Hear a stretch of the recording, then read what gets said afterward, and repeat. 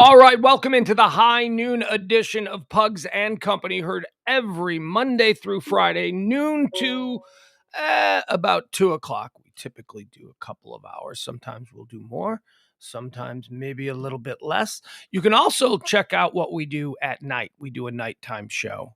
We call that the Pillow Talk Edition, which airs at 10 p.m. Central Standard Time every day. It's a little different than this one, whereas this show is more topic driven. We go through all the things that are trending, all the things that people are talking. This is more of a water cooler conversation show so that you're all prepped up and you have all the information you need to engage with, anyone that might come up to you and say, "Hey, did you hear about?" You say, "Well, yeah, I actually did." Whereas, in contrast, the Pillow Talk show is more about the day in review. No, it's really not. It's really just about whatever we want to talk about. Half the time people are drunk. Let's bring in E, the artist, who's going to get an extended applause on this day. Why? Right. Oh, look at them. They're standing. They're standing. This crowd is going nuts. Why? I have no idea. Why? And more, a little more. They're starting to sit, and there's one guy going, "No, keep standing, keep standing." All right. They, our studio audience, is very pleased that I'm no longer shitting in a tin can. Shitting in a tin can. That's right. So I got cheered because I was a decent landlord. No, host, not a landlord. Host, okay. You got to be a landlord. If you were charging me, then I could call you a landlord. But I'm living here out of the pure kindness of. Look at here they go again. Look at them. They are just. So I'm a good homeowner then. Yeah. I took care of my property. Well, there was an issue. Yeah, yesterday. There was. Do we know what the issue was? Did they tell you? I don't know. Yeah, well, we had some kind of blockage in the pipe. Yeah. And so I was not able to use a toilet for not bad 20 hours, maybe. I don't know. We discovered it probably 3 o'clock, 4 o'clock yesterday afternoon. So it was. And I only had to do it once, which was good. And so that's right, folks. Stand again. Stand for him.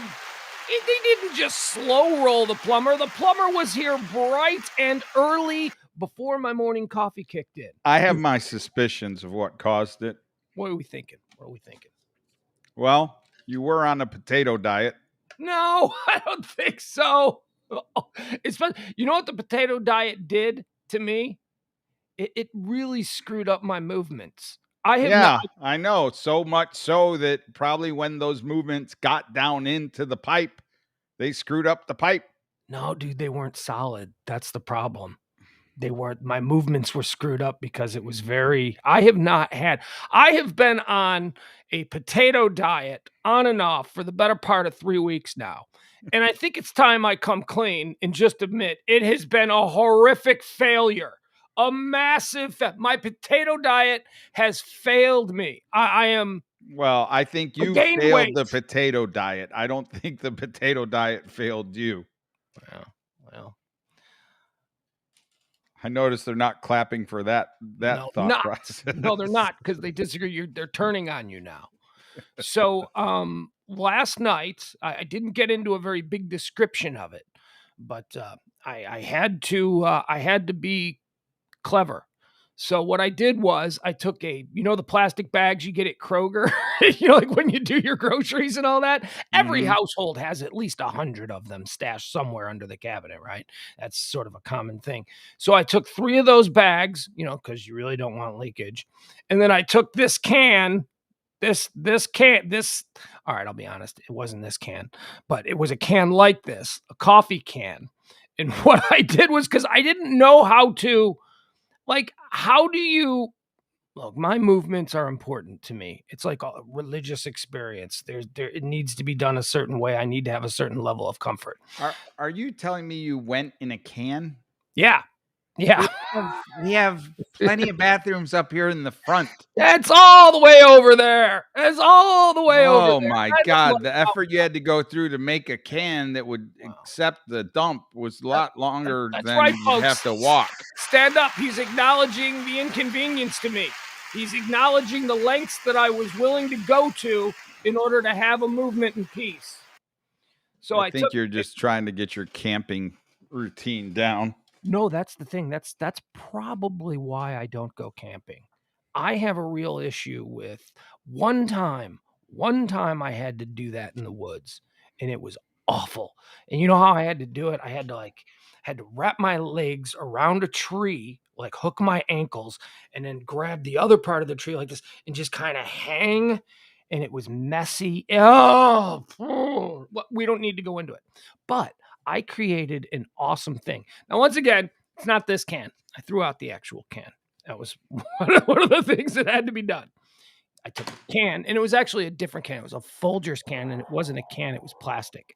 So, what I did was I put the can in the bowl, and it fit perfectly. And then I covered the can in the bags, the trash bags. And I just sat on the commode like a normal person. And I just and when I was done, I used the toilet paper. Toilet paper goes into the can in the bags. Bags get tied up. Can gets covered. Can goes in the trash. A little proud of your effort there. Proud. I couldn't believe the can fit perfectly in the commode. I You was think that's a pre-design maybe for alternative use? like I don't think this can would fit. This can's probably too wide, but it was like a plastic Folgers can, and it fit perfectly.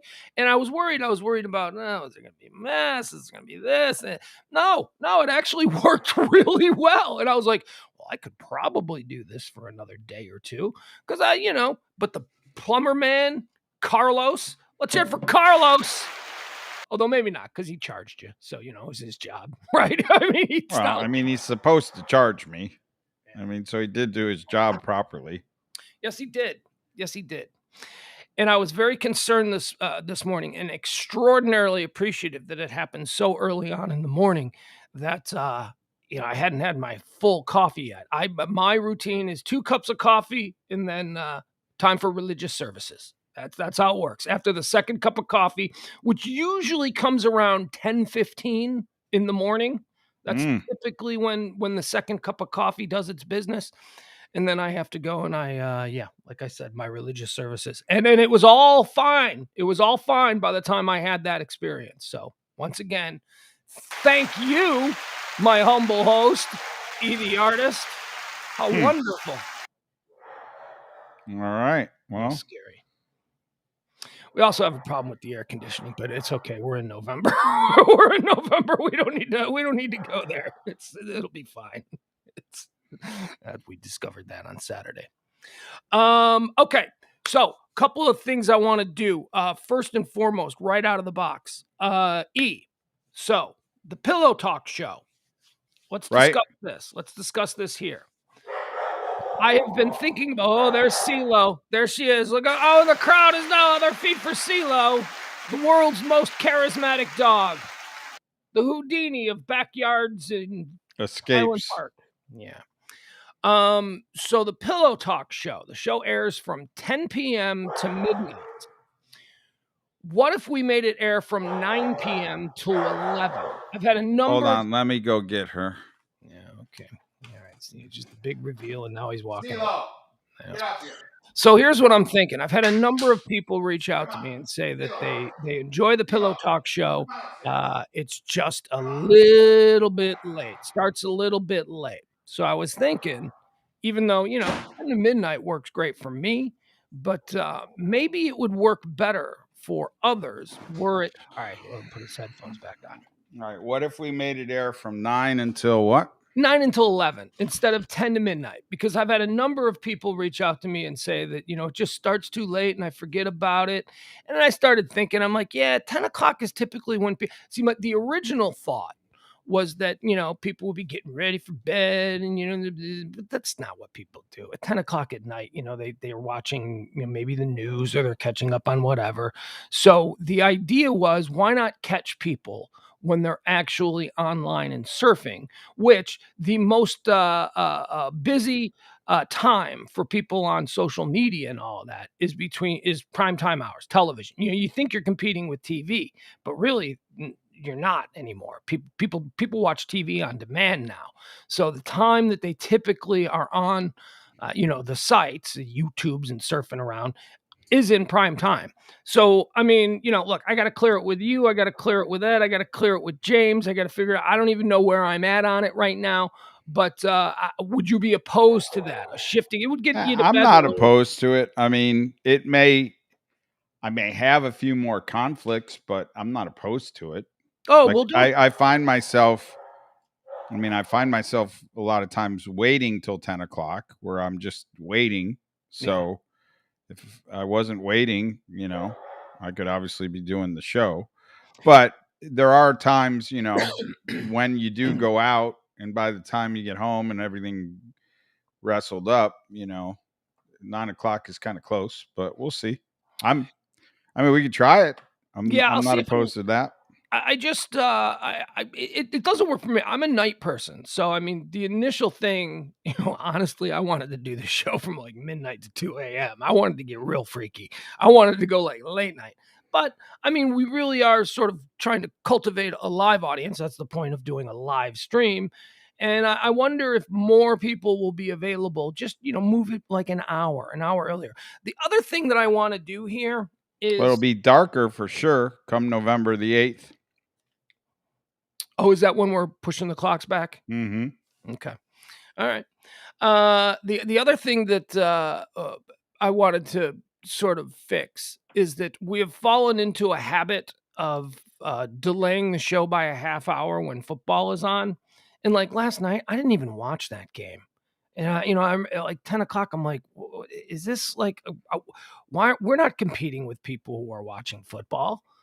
I mean, I think that in the beginning it started because we had things that we did on Monday nights, and then there were a few games of interest for us. Yeah. Like, So no delay because we're against football. Okay. no, we're not against football, but I just don't Not think like against it. I meant, we're on at the same time as competing football. with. Yeah. Yeah, I Competing don't with. think that's a very real thing to have to delay a show by a half hour. Unless, of course, like your Bills, my Bears, or there is a specifically compelling game, right? That Well, we I want to think, watch. I mean, I think a couple times it was the Cowboys. Cowboys too. Yeah, need to Right. mention that. Cowboys for sure. The Cowboys are playing on a Sunday night, a Monday night, or a Thursday night, then certainly we would delay. And the other case would be, your team, because if I wouldn't want to do it because we football fans Well, wait all week for their team. So yeah, I mean, you know. I'm all right. However it works out. I got the screen right in front of me here. All right, so we'll talk to James about this tonight. We'll see if maybe 9 to 11 will work for him, and then we will alter it. Kevin says, I early rise so I can catch half of the 10 p.m. show, then catch the rest in the a.m. Yeah. Okay. Well, would 9 p.m. I don't know. The chat room will just let us know if you think that like an altered time might be more convenient for you. Because that's what I want.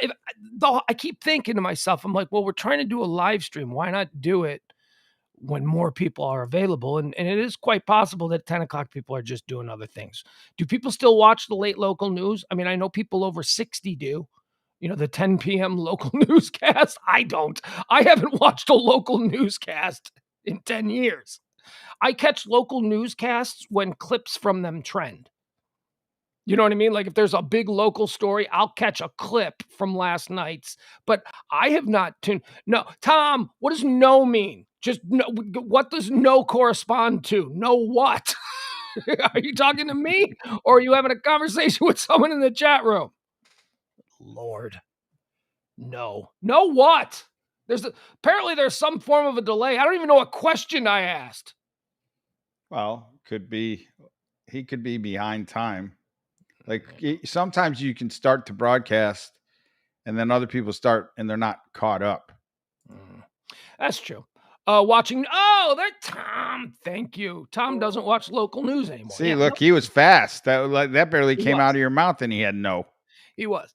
I don't know anybody who watches local news anymore, which I think is funny because local newscasters used to be ridiculously overpaid, like $1 million. Now they're all making like 300 grand and they're angry. Wrong time to be in local news, folks. Nobody watches local news anymore. They get their news from sites like the Canadian Beaver or whatever site it was that we were citing yesterday. All right. Hey, There was the Canadian Beaver. Conservative Beaver. Conservative Beaver, yes. Yeah, from Canada. It's there from we Canada. go. Yeah. All right, hold on. Mr. Popular. Mr. Popular. People are texting me. Let's see if this. Oh, no. I don't want a software update. Really? Is that what this is about? A software update? Oh, my goodness. Hold on. That couldn't be both of them. Oh, no. Somebody did. Oh, okay. All right. That is child information that I will not be sharing here on the air. Okay. Not an Amber Alert? No, not an ant. No, my child. We know exactly where he is. A Mason Alert. A Mason Alert. Yes, a Mace alarm. Okay, happy. We do this every day. We tell you what day it is because every day of the week has a specific day. Today is Happy World Pasta Day. Everybody have some pasta today. Apparently, the pasta lobby paid their dues and they got their own day. It is October 25th, year of our Lord 2021. Happy pasta. Is this like calendar out now? Because I'm tired of getting like jumped the day of. Right. Now what? We got to run to the store and get pasta if we don't have it? Right. I'd like to see this calendar. Like, can we do some research and find this calendar? Yeah, it's not. It's just a tweet. It's just a trends. Like when you look at the trends, it always says at the top what day it is. So I just throw it in. And there's no real heavy lifting in determining that. But there has to be somewhere. Probably. Yeah, let's see. Yeah, that's actually a good question. Let's see this. I mean, it's like, if you got a food that you like and it's on that day, now all of a sudden you got to change your whole damn plans because you want pasta. All right. I think it's suggestive, like selling calendar. So how do I? Because I just started Google searching calendar of days. Yeah, that's not really that's not gonna give me anything. Right. That's gonna be like the calendar. National Appreciation Day calendar or National Product Day calendar or something. Appreciation Day. That's good. That's good verbiage. 2021 holidays and national. Oh, look at that. 2021 holidays and national days. Let's see. I mean, I don't want to. I know that like thousands of people tune in each and every day just to hear what day it is for me. So I don't want to destroy that. But all right. So don't make me log in. Don't really. Would you like to log in with Facebook? Okay, fine. Yes, because they're so full of truthful information. Yeah. Oh, by the way, Facebook lady Hagen, remember the lady who was in front of yes. Congress a couple weeks? She's right now, she's in front of British Parliament doing the exact same thing. So, the Brits are... Wonder if she got a free ride. Okay, you know what? The National Appreciation Day calendar, they need me to sign up. And I'm not going to sign up for this stupid thing. You don't want to receive what the day is before? I already get that. When I do my research on the trends, it's always just readily available. It's always there somewhere. All right, so let's start out today with our moment of joy. What do you say? We like to do this each and every day. Just a little something that's going to put you in a mood, something that's going to maybe make you happy, make you smile. Now, this is one we just badmouthed local news. This is a local news story. Now, I don't know where it comes from. Oh, no, it's not. It's not local news. This is actually the CBS Evening News, which is something that nobody watches either. Do you remember when, every network, well, the big three anyway, they had their flagship before the CNNs and the Fox Newses were running 24/7. At 5:30 every night, you had Cronkite on CBS. You had David Brinkley on NBC. And then you had... Hugh Downs? I don't know. What was Hugh Downs on ABC? I don't know. I remember he was on something. Yeah, I mean, I would say Peter Jennings, but I know that Peter Jennings didn't take over that until, the 1980s. So, okay, so let's go to the 80s. So we had Rather on CBS, we had Brokaw on NBC, and we had Peter Jennings on ABC. And people tuned into that shit. They don't do it anymore, though. That's not something anybody cares about anymore, which is why, like, they have less of an audience than we do. I mean, seriously, they have no audience. A couple of years ago, CBS tried to jumpstart it by putting Katie Couric in there. Well, look at what we're doing. We're putting a soccer mom behind the desk. She's going to do cooking advice or whatever. And they tried to make it like a light, fluffy news thing, but yeah, that didn't work. So nobody watches. All right, let's watch this. Can you see it on the screen? I can. This is your moment of joy. This is a wonderful story. Not many good news stories begin in such a bad news way. It happened last month here at Southwood High School in Shreveport, Louisiana. Plagued with violence. Over the course of 3 days, Another fight. 23 students arrested for fighting. Massive police response. But strangely, there hasn't been another incident since. Perhaps in part because of this most unusual crisis intervention team. Nobody here has a degree in school counseling. No majors in criminal justice. No. Your qualifications are? With dads. We decided the best people who can take care of our kids are who? For us. What we do. So Michael Lafitte started Dads on Duty, We're out doing what we do for our babies. a group of about 40 Southwood dads who now hang out at the school in shifts. Let's go. Today, any negative energy that enters the building has to run a gauntlet of good parenting. What's going on, buddy? You moving fast. I like that horse. I immediately felt a form of safety. We stopped fighting, people started going to class. How could that be? You ever heard of a look? A look? Dads have the power to do that? Yes. Not many people know it, but yes. Let's go. But it's not just the firm stares and stern warnings. Let's make it to class, my son. It's also the dad jokes. They just make funny jokes like, oh, hey, your student's untied, but it's really not untied. And they hate it. They're so embarrassed by it. And it's that perfect mix of tough love and gentle ribbing that dads do so well that has helped transform this school. The school has really just been like happy and you can feel it. Which is why the dads plan to keep coming to Southwood indefinitely. Because not everybody has the father figure at home. Or a male, period, in their life. So just to be here makes a big difference. Do you think you stumbled onto something here? Absolutely. Absolutely. Have a good morning. They'd like to start chapters of Dads on Duty throughout Louisiana What's up, baby boy? and hope to eventually take on the country All right. without a fight. Steve Hartman, on the road in Shreveport, Louisiana. How about that? Huh? Now that cool. really, that is awesome, man. I mean, and I look, don't get embarrassed because I normally don't throw you these compliments. But one of the things that I admire about you, and there's a lot of things I admire about you, a lot of things I fucking hate too. But one of the things that I admire about you is how active you are with your son.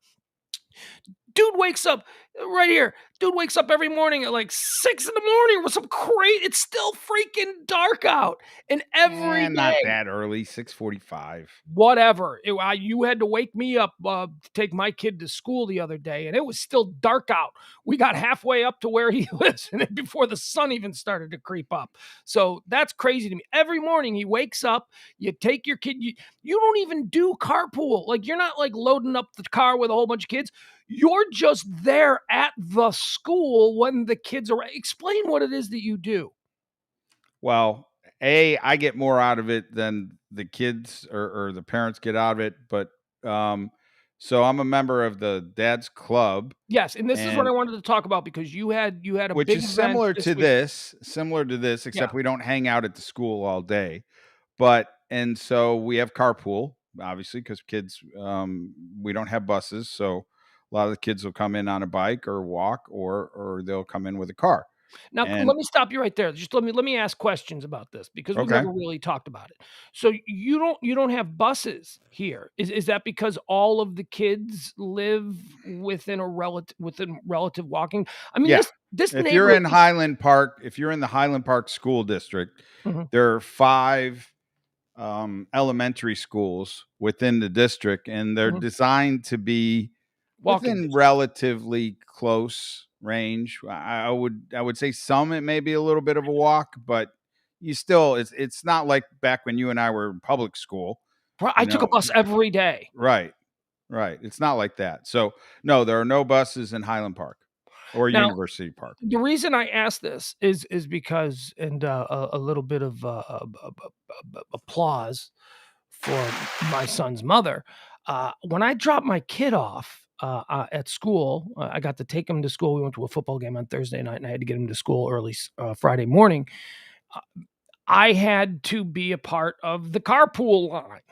I had never done that before. I'd never had that experience, and it was It's a little daunting, right? It was so scary. It was I did not want to do the wrong thing. I was like asking him all these questions, and my kid didn't know dick about it. He was no help whatsoever, because as I realized, he's not looking around when he takes it for granted. He's not paying attention to what lane he's in or what lane I'm supposed to be in or what Right, goes. it's like he's on a monorail. It's just Right, going to yeah. get off at his stop. He's staring at his phone. He's staring at his phone, playing on his phone, or doing whatever. In this case, eating breakfast in the car, wolfing it down. And, it was madness at this school. There were probably 60, 70 cars, and there was a cop standing in the middle of the busy street directing traffic, because the carpools coming in and out of the school at that hour, that affects traffic in general. That affects the traffic that's on that street. Well, you got the school zone. Yeah. Speed limit in effect. But at this case, like, cops were in the road stopping traffic from coming through while they let 20 cars go at a time, and then another 20 would come through. I almost hit a kid. These kids, I know, first time in the carpool lane, right? And I'm like, I'm looking at my kid. I'm going, where am I supposed to go? Where am I supposed to go? And just as I did that, some kid just walks in front of me, just not paying attention with his backpack. He just walked right in front of me. Well, kids everywhere. They're not. Yeah, they have the right of way in the morning. You just got to look at it like that. So if you think beware. you're going to go more than 3 miles an hour in the carpool lane, you are dancing with death. Not on my watch. You are. So back to you. Oh, and that's the other thing. I asked my kid, I go, because I was stressed out, I go, "Do you go through this every day? Is this an everyday thing?" And he goes, "Yeah, mom takes me every day." And I go, "Wait, what? You don't have a bus?" He's like, "No, I don't ride the bus. Mom drives me." All right. I did not know that. How wonderful. I had no, but there were buses there up in the suburb where he goes. The buses had a different entrance on the other side of the school, but it really did look to me like the vast majority of students at his school get driven by a parent. And you're telling me that here in the fancy Nancy Highland Park, they don't even have buses. And that is so foreign to me as a kid who grew up exclusively riding buses. I could have walked to school. My school wasn't restrictively far, and there were times when I would ride my bike, when the weather got nice. But so this is kind of a new thing that I'm processing, that I guess it's a common thing that kids get driven. The carpool lane isn't just, it's a real thing. No, it is a real thing. And like, there's actually a what they call the queue, and there's certain streets that you need to enter the carpool on. Mm-hmm. And like, for example, here where you come down Douglas and you cross over Mockingbird right in front of Highland Park Village there, and you continue on Douglas, and then you got to make a right, because we're at Bradfield. You got to make a right to go on Southern, which is a one-way. You can't enter the carpool line like off of Mockingbird. Although you're going to cut through it, you're not allowed to make the right turn into it. You got to go further down the street, and you got to queue on Windsor. So there's a whole bunch of directions, but they send these out to the parents prior to the year starting. And then, you go, okay, if I'm going to drive in the morning, this is where I got to get in the queue. And then they come around. Anyway, point two. So the Dad's Club realizes that having pre-K through fourth grade at the or at the elementary school that Dom goes to, which is Bradfield, that a lot of moms have, or dads too, will have the child locks on. And so the back door in the car where the kids will be seated, sometimes they'll be in the seat, sometimes they're big enough to be out of the seat, but not in the front seat, will have the locks on. So you can't have moms that are in the carpool lane or dads having to get out and open the back door. So we provide the door opening service. So basically I'm a door opener. That's insane. That every is morning. insane to me. That the dads here. Now, we just watched a story from CBS Evening News about a high school that was a troubled high school where they were having all kinds of fights. I mean, the video that they showed of the fights were incredible. They were just complete melees. And that a group of fathers, and these look to be working class fathers, certainly. I mean, we're talking about Highland Park is a very upwardly, it's a 1%er neighborhood. So, it's I don't know nice about that, but it's definitely Wait, what? a What do you mean you different don't know about? neighborhood. What do you mean you don't know There's about not that? all 1%ers in this neighborhood. I'm not in the 1%. I mean, Yeah, actually, we yeah, got you are. hanger honors. Actually, yeah, you are. Whatever. You are. I know you're at the very low end of the 1%, but the average person in America makes like 50 grand a year, and they have like 5 grand in savings, if that. So yeah, Art been very, very good to me. yes, it has. The art world has been great to you. Okay, so like that's why I'm interested, because this story out of Louisiana, out of a high school that was having all kinds of trouble with violence and fights and all that stuff, they utilized the fathers to step up. And then I thought, wow, that's something that is just I bet you that the group you belong to has been around for 20 years, at least, right? I mean, this is not something new that was enacted because kids couldn't get the back door open. Well, no, yeah, it's nothing new. It's been there for a while. When I got there and Don was in kindergarten, I became a member of the Dad's Club initially. We pay dues, and then we'll do 3 or 4 fundraisers a year. Like we'll have a poker tournament coming up in November, and then we have a cornhole tournament in the spring. Next week this week actually I got a big week. So we've got pumpkin carving. Dads go into the classrooms and we'll carve pumpkins with the kids. We'll bring in the utensils and then we carve like their pumpkins. And so there'll be a carving time for kindergarten, preschool, pre-K, kindergarten. These are all dads. Again, I'm just trying to say that these are all dads who can take time off to go to their kids' school. These are not dads who are punching clocks and have a boss that is like, Rogers, get those. I mean, not all dads, unfortunately can do it, even in HP, because there are guys here that make, big salaries, but they work for people that don't allow them to take off as regularly as maybe they would like to. So, right, because that's the knock on a lot of big earner dads, is that they don't have time to spend with their families and that they're never home and they're totally detached. But this seems to be a case of the fathers who are actively engaging in this part of their child's life, which I think is incredible. Well, and part of Dad's Club is too that we will be there for a child who doesn't have a dad or a mom that can attend those things. Mm-hmm. And so it's really kind of no child is left alone. There's a daddy-daughter dance. And what if, those always ooped me out. I always thought those were weird. You don't do promise rings, do you? I don't know. I don't know. I don't have a daughter, so I haven't had to go through all that. Yeah, but we do have we have functions that the dads do with the girls. We have functions with the dads do with the boys. Yeah. Last weekend on Friday, which you were going to come to, but you didn't make it because of traffic. We had a tailgate party prior to the Highland Park football game where they shut down the street and we put bounce houses and we got Chick-fil-A for an army. We had a little open bar for the dads in front of one of the houses. But if its membership has certain perks. Cotton candy machine and Jello shots for the kids. And so anyway, there's a lot that our Dad Club does. But when I was watching that video that you were showing about the Shreveport thing, I was thinking, when the kids get to see their dad opening car doors in the carpool line, there's just something about that kind of breaks the ice in a way that they're always smiling and they're happy. Like I get my, opportunity to see my son every morning, come in, but my wife, she doesn't like the carpool lane, so she'll park on a side street and then she'll walk them up. But more taking a often shot at than mom. I think it was too That's much. aggressive. It was too much direction and organization for her in the beginning. That Mom's not she smart, is what you're she saying. she just didn't. She's like, hey, I can do this and get out and walk a little bit.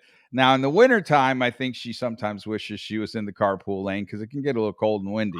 Yeah, those brutal North Texas winters that we've all heard about. You're right. You're talking to someone from Chicago. You're from Buffalo. I know. That's why when I'm standing out there in the morning, I mean, there's been a couple mornings where I was like, okay, this is Buffalo cold, but more often than not, it's not like that.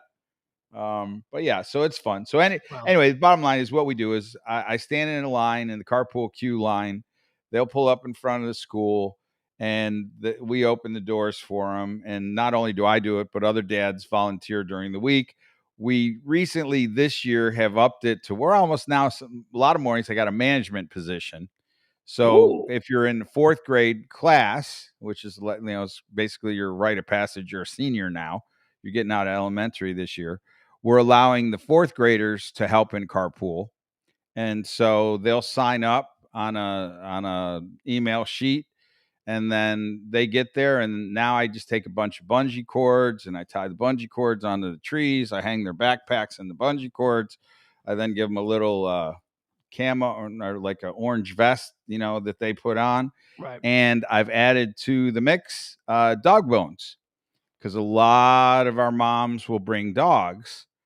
And so now it's gotten to be where it's kind of a feeding frenzy for the dogs because they want to come to breakfast or they want to come to carpool with the mom in the morning. What are we talking about? Are we talking about purse dogs or are we talking about just cool? No, we're talking about all different kinds of size dogs, dude. Like we've got like big dogs, small dogs, bulldogs. We got one bulldog that he hangs his face outside the car.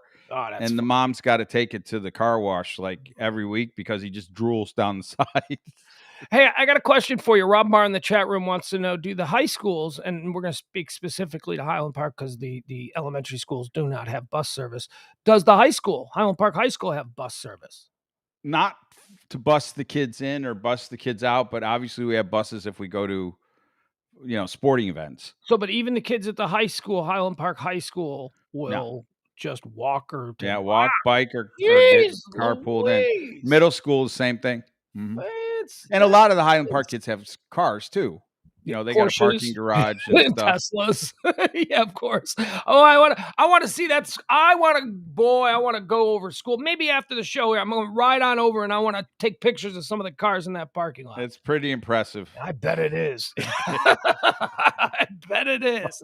All right, let's get into some of the trending topics since that's what we do here on this show. We call it the High Noon Show. We like to go through all the things that people are talking about. Again, it is National Pasta Day, and your moment of joy was a bunch of fathers in Shreveport doing some really cool things, getting involved in their kids' high school because there are too many fights. Oh, and I also did want to say that just in relation to that story, before we get too far downstream, I can totally see how that can work because you show me a kid that behaves like a total a-hole, like a teenager or whatever, a teenage boy who's just, trying to establish his position in the pecking order, and maybe he's a bit of a bully or whatever. Boy, you put a dad around with kids, change immediately.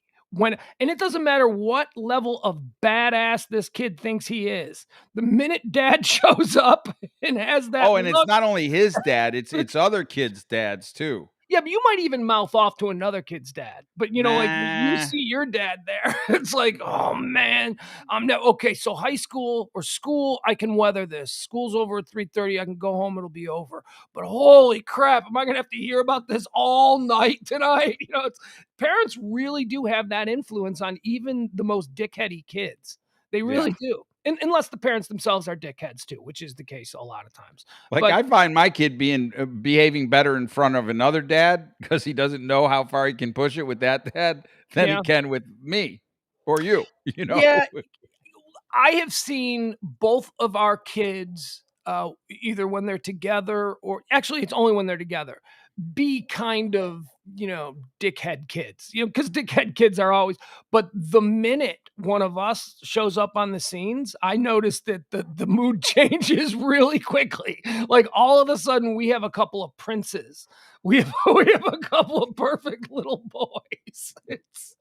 Well, they're just boys being boys. This is kind of the Yeah. way it goes, Yeah, but but there really is. I mean, my son is okay. My son is now currently faster than me. He can outrun me, which is new because when they're 5, they can't outrun you.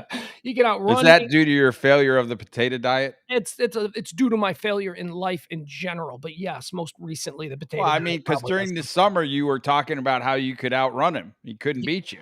that changed. That changed. He's not even particularly fast, but he's just.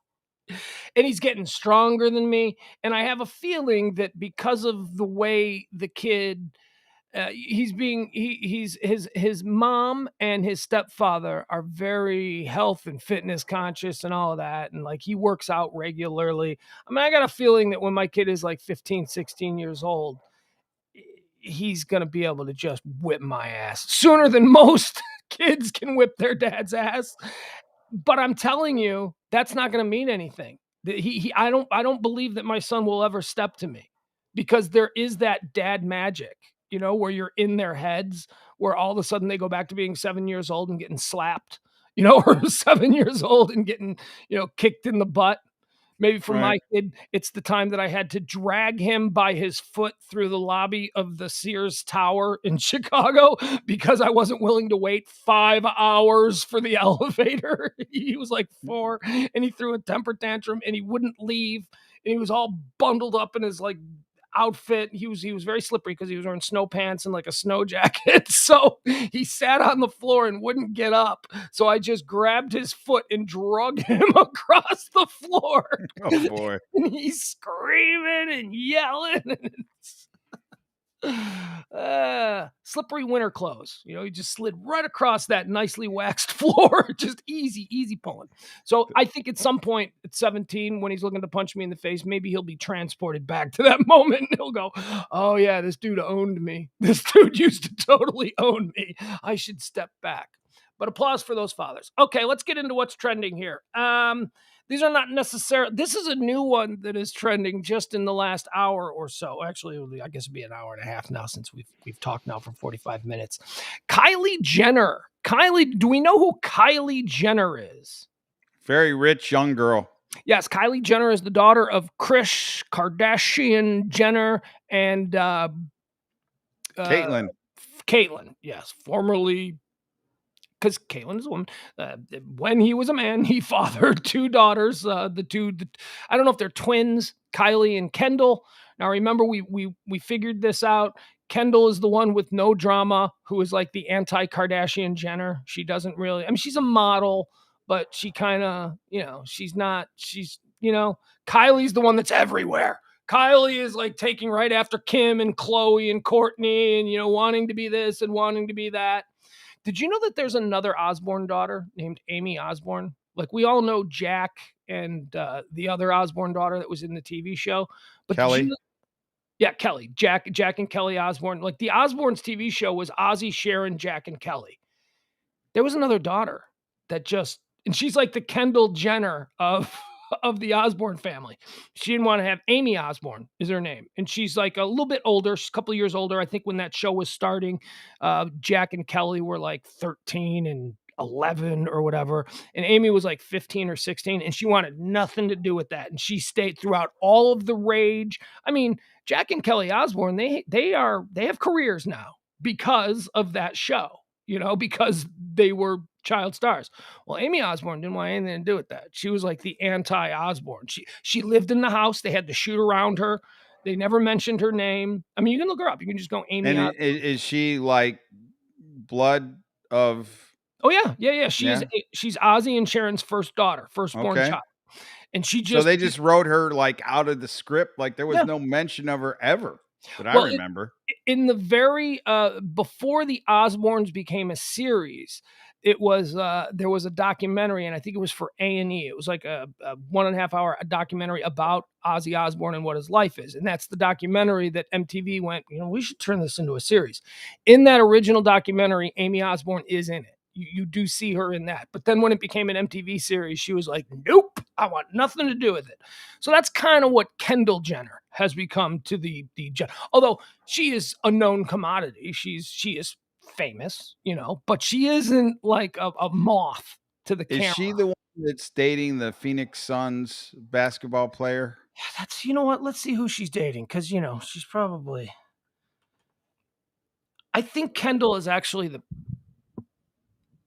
who is Kendall Jenner dating? Oh, Jesus. Okay. You got to sign up to find out. No. Okay. Which, by the way, I think the chat room did provide us with that calendar that we were looking for. Yeah, I see it. Yeah. Devin Booker. Mm-hmm. Devin Booker's. They all date NBA players. They all, that seems to be athletes. Yeah. Kim started it off with Reggie Bush. That was like the first one. Kim was with Reggie Bush, and then she married, was it Chris Humphries? Mm-hmm. Like a really low-end NBA player who everyone only heard of because he was suddenly dating Kim Kardashian. That became irritating to her, where she wanted to divorce him because of the amount of shoes that he had. And he wasn't famous enough. Imagine how many shoes you have to have in order to piss a chick off. Like girls, like if there's one Kardashian, thing not just a chick, a Kardashian. Well, but I'm saying, like, just about every girl I know, if there's one thing that they have excess of, is shoes. Yeah. Okay. So I am now certain. Between Kylie and Kendall Jenner, I think that Kendall Jenner is the prettier one, which is like saying, what's more wet, the ocean or a lake? I mean, they're both very pretty. They're both extremely pretty. But I do make some distinction as to like which one I think is prettier, which is weird because these are children. They're not children, Bugs. They're not. You're just old. Okay, we got that straight. These are not children. But it feels ooky. It does. But they're beautiful women and they're models. And, I think that, I don't know that it's okay to lust after them or stalk them, but I believe it's fine to acknowledge when somebody is pretty. Right. And so that's I think you can certainly say that, but like, I don't know about the grading thing. So the one that's a little bit more wacky, the one that's a little bit more taking after the Kardashian side of the family is Kylie. And she's trending today. Do you know why she's trending? Well, here, let's pull it up, Pugs. We'll find out. She's being accused of blackfishing. Now, have you ever heard of the phrase blackfishing? Never. Okay, I hadn't either, but it's discussed in these things. Like it's something we should all know about. All right, so the term here, I found the definition. The term blackfishing might not be as well known, but it shares similar meaning to catfishing. It refers to someone who uses things like hairstyling and makeup to create and enhance certain features to make it appear as if they have black heritage or are racially ambiguous. So Kylie Jenner apparently showed up on the new season of, I don't know, whatever the Kardashian show still on. I don't even know what it is. Whatever. She just showed up somewhere and she looks black. She looks like a black girl now. And people are like really mad at Kylie Jenner. So let's look at these pictures, shall we? Shall we pull them up and see? She's also pregnant. All right. So is it showing? Half of it. You got to lift it up a little higher. Yeah, good. Okay. So here you go. So this is her new look, and people are saying, okay, we're going to dismiss that. That's her new look. People are saying that she is trying to look black, therefore she is blackfishing. Now, this picture right here, can you see where the cursor is? Right. So Rihanna is a black girl. She's, I believe, in West Indies or, some Caribbean kind of Afro-Caribbean makeup, right?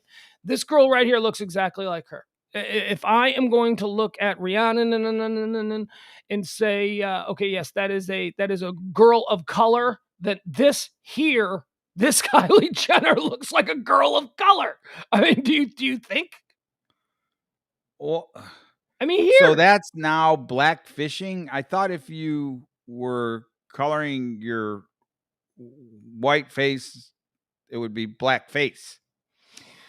Well, I think that's maybe 1 degree worse, or maybe a few degrees up the ladder. I don't know. So this is like mid-range Well, fish. here's the thing. Blackface has always been used in mockery. It's always been used to sort of lampoon or make fun of, yes, ma'am, blah, blah, blah, blah, like that whole thing. Not a good thing.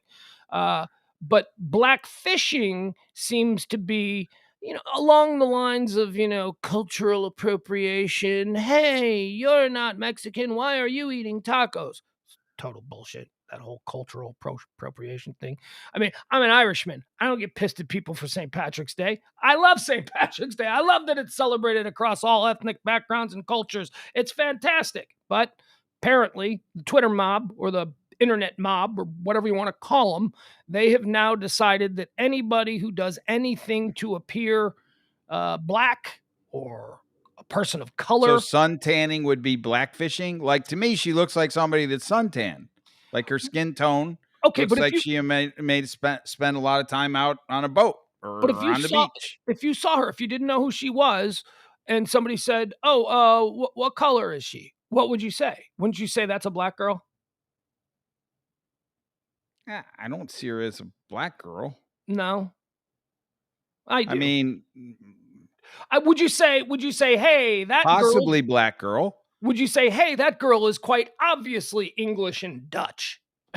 No, I would, or Hispanic. Sure, yes, a person of color. A person of color. Absolutely. She looks like a person of color. And Possibly maybe India.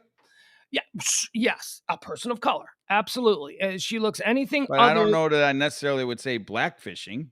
Well, Or I didn't know what black fishing was, Right. but I don't know that I would say exactly that I knew for certain she was a black girl. So here's the problem. Both of her parents, Bruce Caitlyn Jenner and Chris, is it Houghton or Shannon? Chris Shannon? I'm trying to figure out what their first name is. Both, or her last name, her birth last name. Both of her parents are Irish, Dutch, English, and Scottish. There is absolutely nothing that didn't come out of the Caucasus Mountain regions of Europe in her blood. She should be totally pasty. She probably needs skin block when she goes out. But this is so. I mean, I would say that I don't have a problem with it. I think people should be able to look any way they want. I think they shouldn't make fun of other ethnicities, but I don't think she's making fun of ethnicities. I think she likes the look. So apparently that's a crime now, and it's called blackfishing. But make no mistake, both of her parents are the same breakdown. Both Kris Kardashian Jenner, and Bruce Caitlyn Jenner, both of them are Irish, Dutch, English, and Scottish. So this is a child of that. And it really does. I mean, look, we're just having fun here. That doesn't look like the child of two Irish, Dutch, English, and Scottish parents. You know what I mean? I mean, it does look like she's doing something to change her appearance. Now, the question is that wrong? And I'm telling you, no, it's not wrong. I mean, this is now the Kardashians, however, the Kardashian girls, Kim, Courtney, and what's the other one? Khloe. Now they actually have what would be loosely considered person of color blood in them. Their father was 100% Armenian. So, that's not traditionally what would be. I mean, Armenia is right next to Turkey. Iran borders Armenia. So, I mean, we're talking about a more Middle Eastern, even though they would be north of the Middle East in Armenia, but still, right? So that's where Kim Kardashian and Khloe and Courtney get their darker features. But the Jenner kids don't have that. The Jenner kids don't have that anywhere. The Jenner kids are, again, Irish, Dutch, English, and Scottish. So this is why she's getting in trouble. That's why she's trending. Well, I don't know. To me, it looks like she just had a darker day in the makeup counter. Yeah.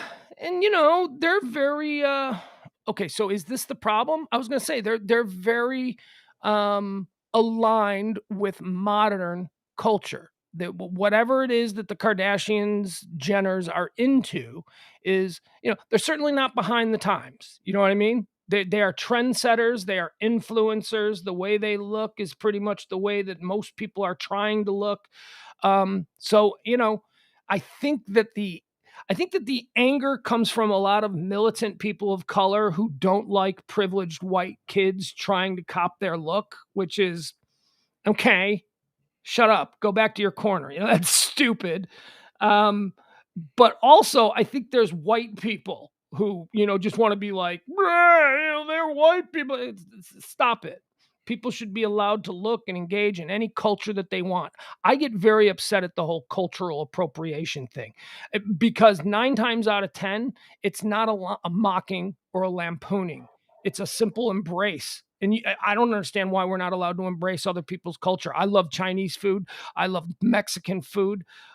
Now, if I were to eat a taco while wearing a sombrero and doing a little hat dance, being like, "Hey, I love these tacos," yeah, that's mockery. That's something that you shouldn't do.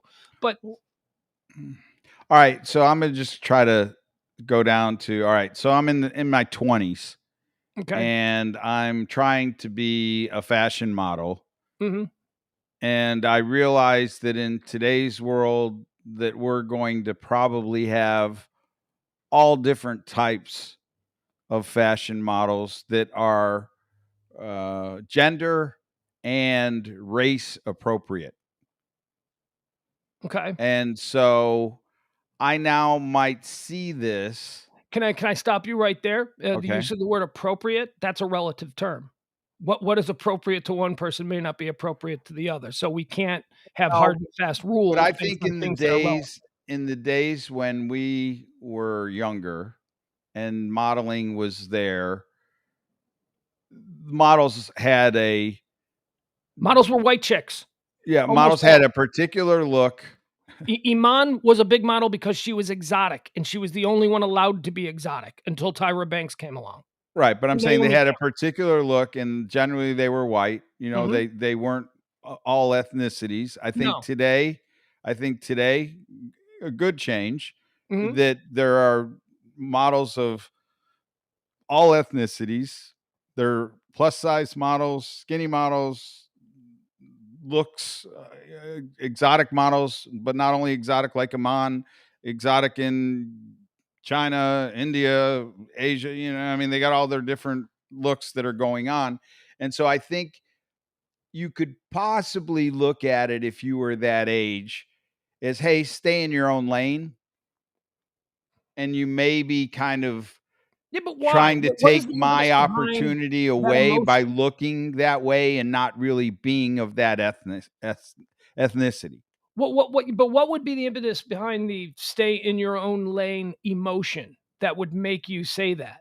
I mean, it's got to be everything comes down to fear, and everything comes Well, down I to people. think blackfishing is a kind of stay in your own lane term to begin with. Yeah, it's just look, people are rewarded now with clicks or likes or responses simply by being offended, simply by having an issue with something. That's how we're geared.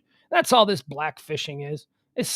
Here, let me add a little bit of context to this story. We didn't even mention it. All I did is explain what blackfishing is.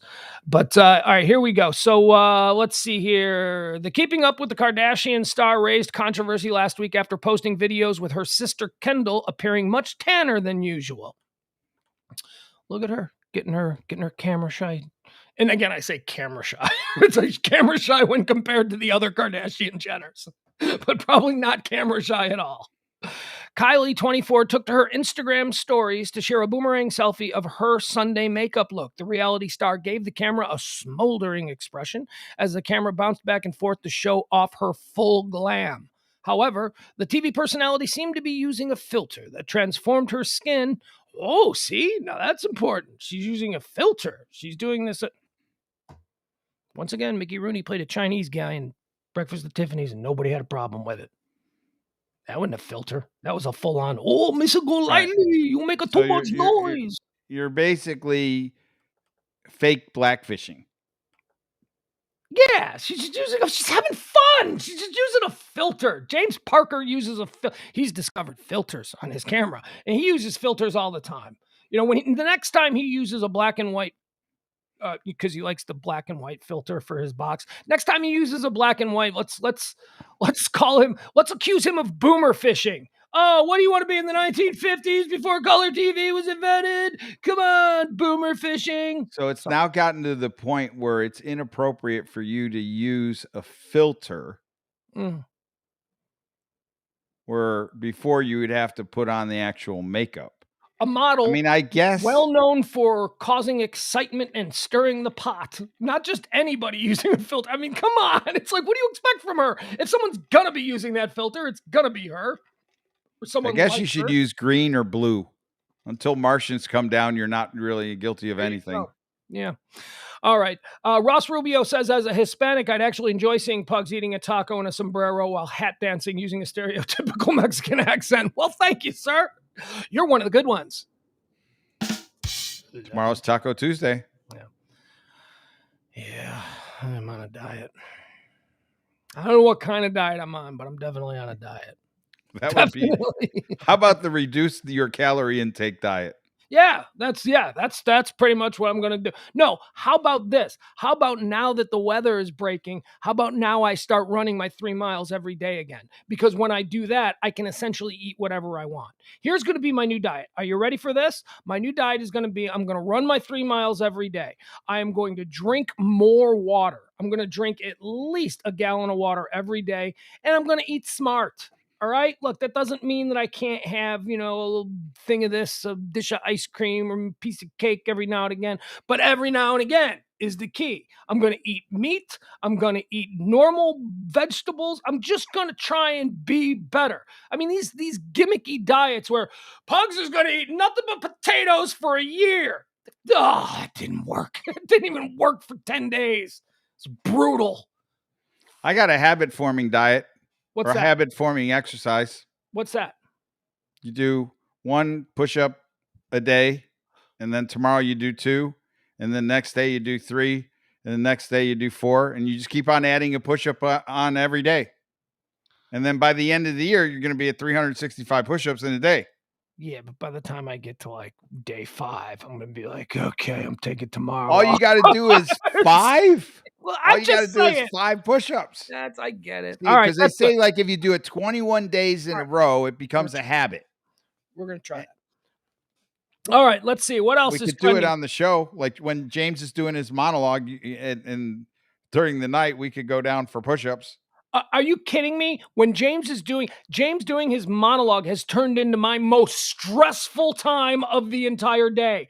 I am over on this, and I'm trying to pull up the sound effects and time. God forbid he have a short joke and I'm not ready with the sound effect. Oh, it is so stressful. I need one of these machines, that you just hit a button and we'll get there. I did that 1 push-up a day thing. I got to about 180. Got like half the year and then I quit. You eat terribly. I hate you. You are not fat. You're in good shape. Dude, I'm fat. I'm like at the heaviest I've been in a while. I need to diet with you. Look at you. You're not heavy at all. I want to do one of those juice cleanses. You got a dad bod. You look like a dad. Yeah, but I think I want to do a juice cleanse. Don't go like the potato bullshit. No, none of that shit. None of that. For like 3 weeks, it takes off a bunch, and then then you can maintain it after that. Whatever, man. Whatever. I was thinking that might be it. I might do the juice cleanse all the way up until Thanksgiving, and Thanksgiving be my cheat day. Like started in November. Okay, here we go. Let's pull this up. I got a bunch of crap in the refrigerator.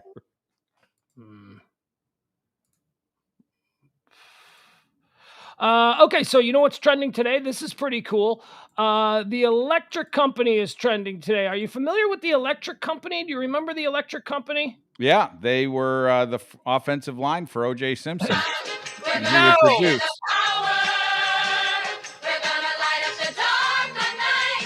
Oh, you know what? I should share this. Yeah. This is The Electric Company. The PBS show aired for the first time 50 years ago today in 1971.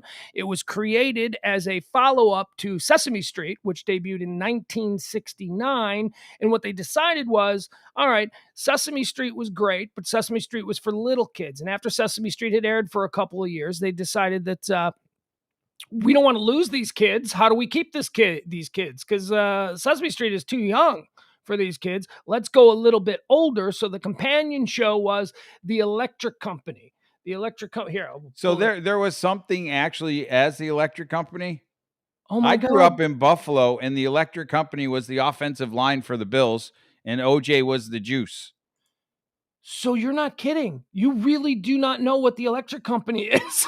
I thought you were making a football joke. No, that's not. It was a real thing. The Electric Company was the offensive line, and OJ was the juice. Oh my God. Here you go. Come on, The Electric Company. We're gonna bring you the power. We're gonna light up the dark night. All right. Look at the cast of The Electric Company. Maybe that's why I never saw the show. Do you regret why? Because you knew back then that Bill Cosby. No, because it didn't look like Sesame Street. No, it didn't. It didn't look like Sesame Street. And I did not watch much of The Electric Company. It wasn't for me. And I think it's because I did not feel. Was like this on one of those stations where you had to turn to UHF?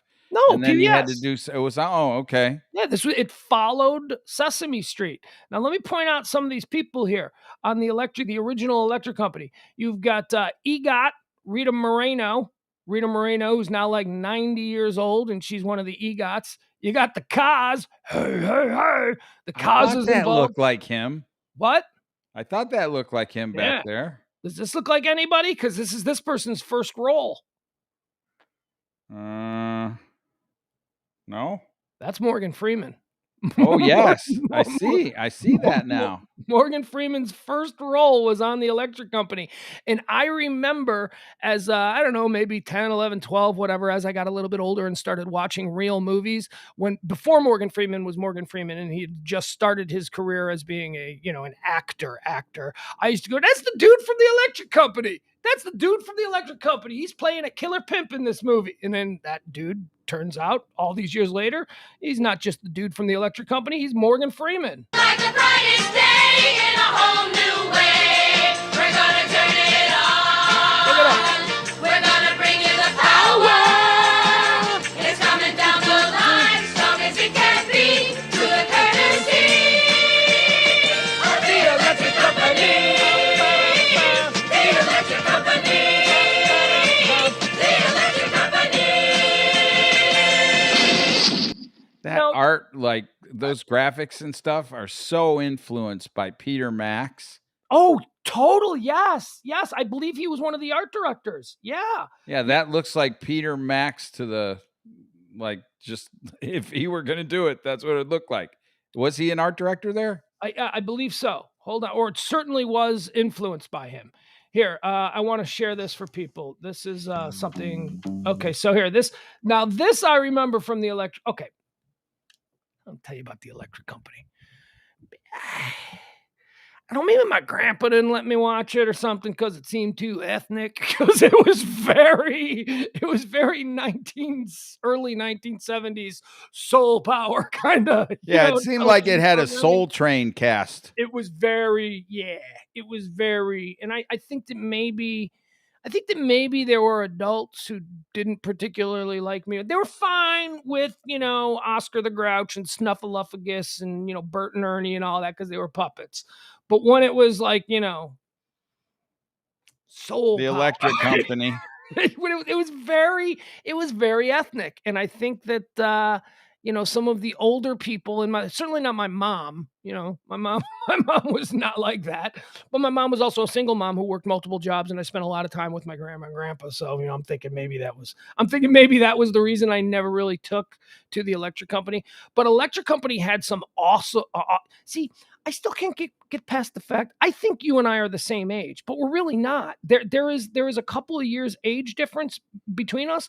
And that is a crucial age difference when we're talking about 4-year-olds. You know what I mean? Oh, for sure. Like when I was watching shit at 40, so the Electric Company is something that, I mean, I totally know. Everybody of Gen X, my age, knows the Electric Company. But when you said that you didn't know what the Electric Company, that blew me away. I couldn't. Let me show you something. This is the kind of stuff the Electric Company did. Like I was watching, I remember like HR Puffin stuff. Yeah, and I barely remember that stuff. I know that was a thing, but I barely remember it. And the Muppets, like you said, all that kind of stuff. But I don't remember the Electric Company. Here, let me show you the kind of stuff the Electric Company. Soul Train. This is I wasn't watching Soul Train. I watched Soul Train later. All right, here. This is what the Electric Company was known for. Stuff like this. Shirt. Shave. Hit. Ship. Head. Shape. Ox. Shucks. Art. Shirt. Shave. Shave.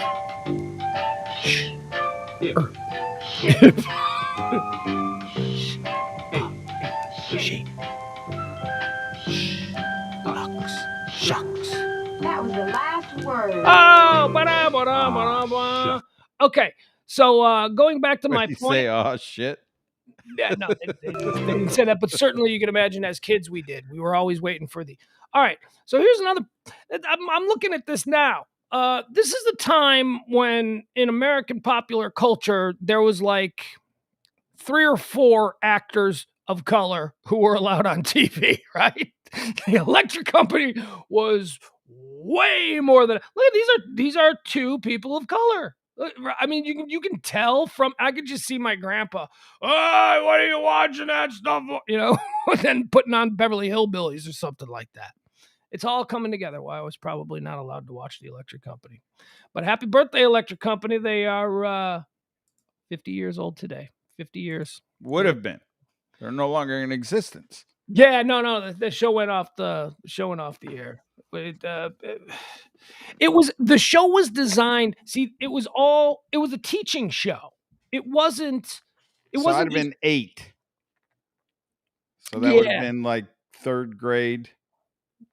So I'd have probably had those words in my wheelhouse already. I would hope. You'd have had other words that begins with SH in your wheelhouse. No, not in 3rd grade, I don't think. Oh, well. I was on my way over the border. Well, I was over the border. I was in Canada then. I left here for a brief stint in 2nd grade. After the bowling alley burned. Oh, out, oot. You were getting the Canadian version of A. The Electric Company is an American educational children's television series created by Paul Dooley and produced by the Children's Television Workshop in the United States. When did it air? It aired. It starred Morgan Freeman, Rita Moreno, Bill Cosby, Danny Glover. All right, so 28 minutes. Oh wow! So it stopped in 77. So it went off the air. It started in 71 and went off the air in 77. I must have seen. That's odd. I must have seen it, and they must have reran things because I seem to remember it all the way into the 80s. All right. Yeah, Jeff Glenn's got me. There he is, Jeff Glenn, 1971 to 1971. Oh, wow, now you got me on a thought process. Thanks. What? See, 77, 78, I was in Cuba, right? There he goes. Right. 78, back I was on the Cuba story. Well, no, but I'm just thinking. So 71, I was gone. I was in Canada. So if I go to the newspaper archives, I can find the bowling alley burn down article somewhere around 70. All right, let's move on. Let's see what else is trending today. Boop, boop, boop. Don't and trend. Don't. All right, Alec Baldwin. Let's do Alec Baldwin. We got some Alec Baldwin updates. I need to apologize to you people. I was duped by the fake news media last night. I reported here on the show that Alec Baldwin had been arrested and was found with 100,000 files of child pornography in his hotel in Santa Fe. I mean, look, I just read the newspaper, folks. I just read a piece of news that came across my desk reporting those as facts. And, like we always say, fake media, fake news, don't believe anything you read. Turns out he was not arrested. He was actually seen this morning in Los, but I guess that's a double, right? They had to do it. So the story last night that we were reporting was from the conservative Beaver. Yeah. Yeah, well, you'll live, you'll learn. I guess I won't be taking any more news cues from the conservative Beaver. The conservative Beaver, an online newspaper, not even a newspaper, a media source, I guess. It's supposed to look like a newspaper, so you think it's real, but it's not. And it's also Canadian. So it's like a foreign influence here on what people think. They reported that Alec Baldwin had been arrested and charged with first-degree murder, and they found a whole bunch of child porn, and that the reason you weren't going to hear it anywhere else is because a judge in Santa Fe County, New Mexico, had issued a media ban on reporting the story, which is totally something you can do in America. Which is why only the conservative Beaver could report it, because they're based out of Canada. Right. Yet, we are a part of the American mediascape, and albeit a digital form of that, we still are media. I was expecting the black helicopters this afternoon and our door to be. Hey, was Carlos the plumber really a federal agent that was just sent here to fix our toilet and report on anything that we had going on? Well, I made sure I checked out his plumbing credentials. Did he find any child porn in the plumbing lines? Yeah, that you had quickly pushed down the toilet. They always find child porn. All of these fake stories meant to malign a person of interest, a celebrity, somebody that's known, they always tag on at the end, and child porn. I mean, it's like, okay, so at any rate, the story was that I'm just gonna say we're not gonna get into this. We're not, I promise. But folks, the first tip-off was in the very second sentence when it said that a county judge in New Mexico basically called for a blackout, a ban on all other media reporting this story. Folks, look, I'm not asking everyone to be a critical thinker. But I am asking you to understand what the United States Constitution is all about. That's not something that any federal judge, any local judge, any appellate judge, that is not something that is in their wheelhouse. And I'm telling you, if a judge did try and do that, he would be taken off the bench. He would be disbarred in the United States. Someone, probably a U.S. attorney, would be in that dude's. You can't do it. A judge cannot overturn the First Amendment to the United States Constitution. You can't. If you can, then why haven't they reversed the abortion laws? Right? I mean, why? If that was something that was... So that was the very first tip-off that this story was bullshit. So I apologize to all of you. I got duped. Well, I think you got mad, and I think the long play here is if you research the conservative Beaver and you then come up with, oh, the conservative Beaver is out of Canada. And then the conservative Beaver says, well, why you're not hearing about it from any of the news outlets in the United States is because a ban was put on it by a judge out of New Mexico. If you're not very learned of the law, like a temporary injunction or a ban or something like that, and you don't know how that works, I think you could get duped. Like, aren't you confused about this abortion law that we've created in Texas? And now it's going to the Supreme Court. Is it legal here to do abortions now, or is it not legal? It is legal, but the state has enacted certain caveats, certain impediments to being able to have access to the federal law. Which So are there being abortions right now? My question to you is, are I there don't know. being abortions performed right now in Texas? I Or imagine. are they not allowed to perform abortions in Texas? I don't know. And in all fairness, this has been a story that I've avoided like the plague. I don't want to get into it. In this situation, I just have to imagine that the rest of the country is going to have their say. Just let it play out. Feel bad for any kid that's in trouble right now in the moment. Who's going to end up going to some, country doctor who's going to take care of it for a 50, I just. Okay, and you stayed away from it. And I said that question not knowing the answer because I don't know the answer. I don't and I've stayed away from it too. Mm-hmm. But you can't help but turn on the TV, whether it's Fox or MSNBC or CNN. Right. And this Texas abortion law is getting play right now. Right. And I'm confused as to whether it's legal to do abortions here right now. It's illegal to do abortions here right now. You're allowed to do abortions here right now. You're not allowed. And so that federal, state, Supreme Court kind of tier system or law abiding or not abiding system has got me confused. And I feel like I'm pretty learned of the law. Not that I'm an attorney, but I've been through the process a number of times. So people that have never been sued, never been in a court case, those are the people that when the debt collector gets them on the phone and says, "Hey, Mrs. Jones, if you don't pay your bill today, I'm sending over the sheriff to your house and we're going to take your kid and your car. Please don't send the sheriff. Right. You need to give me your credit card right now. And I'm going to collect my run my bank book." Right. And so there are people that avoid the abortion. Stupid people are easier to control by smart people with lascivious agendas. That's what it is. We want our people to be stupid. We really do.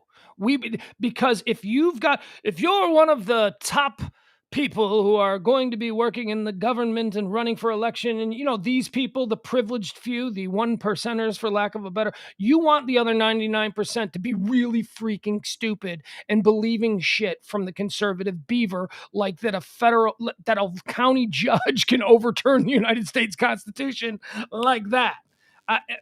We don't have a very good education system in this country. We don't. But aren't you confused how Texas has figured out a way to be able to ban, or were for a while there, able to ban abortions here when federally abortions are okay?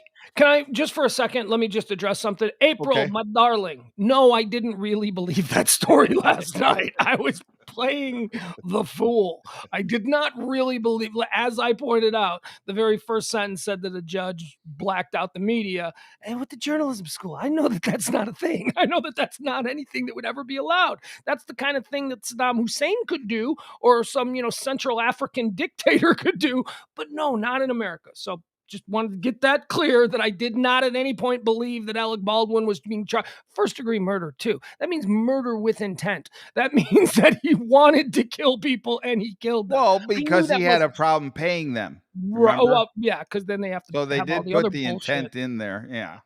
So I knew that wasn't true. So please think better of me, April. I was just playing the fool for the purpose of throwing a spotlight on the fact that, oh my God, these news stories are out there and people cannot tell the difference between real news. And you know what makes it even worse? That's the whole reason for fake news, fake media. If you can make people believe the stuff you want them to believe, like the stuff in the conservative beaver, then when they go and check to see if it's actual true, and they have to go to like a Fox News, because Fox News is also fake news now. If you have to go to a Fox News or a legacy media site like the New York Times or CNN, you're not going to believe it because you've also been brainwashed into that's all a lie. But Canadian beaver, that's one. We're giving you the truth. That's how these things like OAN, Newsmax, these new fringe media outlets are popping up. And these outlets are popping up with the sole purpose of controlling and manipulating the stupid so that they won't believe the truth when it comes out.